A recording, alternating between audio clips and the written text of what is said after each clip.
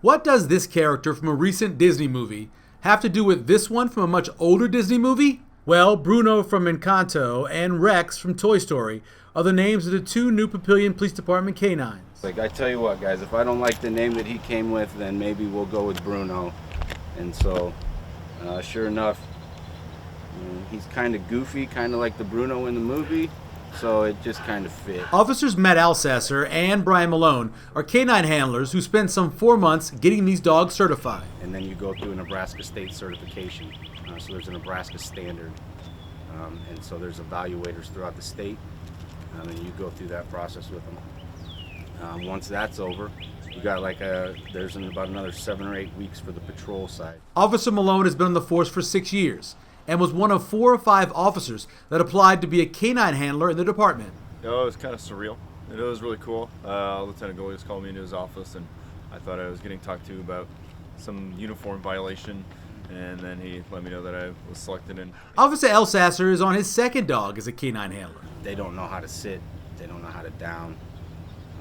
How old are they when you roughly a year and a half were the 2 dogs that we brought home.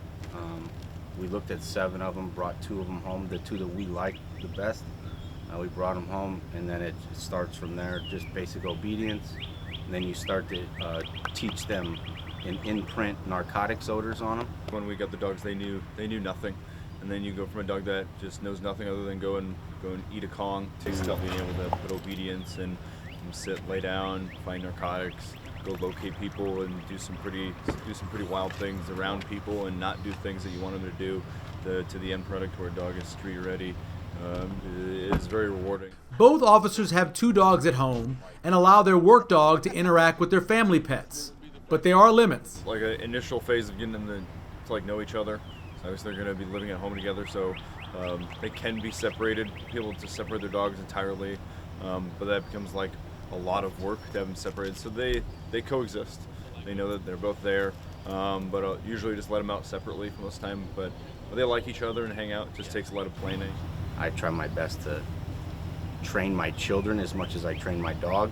Hey, this is what you can and cannot do compared to what you can and cannot do with our personal dog. Both of these police units are designed to protect the canine.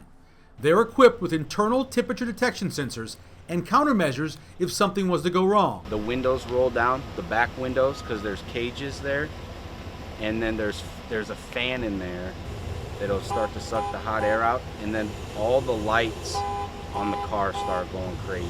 It'll tell you what the internal temperature is in the car, and then it allows us, and there's a push button that would allow us in an emergency to get our dog out. And so the horn will honk and the door will swing open. I asked Officer Malone what's the best part of being a canine handler, and Officer Elsasser answered for him. It was like the 3rd day of camp, and I looked at him, and he just had this big smile on his face, and I knew exactly what he was thinking, but I was like, what's going on? What's going through your mind? He's like, we really get paid to do this. We're really getting paid to train dogs into work. Have a partner come with you to work every day. And I was like, it's pretty awesome, huh? And he just had a big old smile on his face. For Papillion Now, I'm Michael Severe.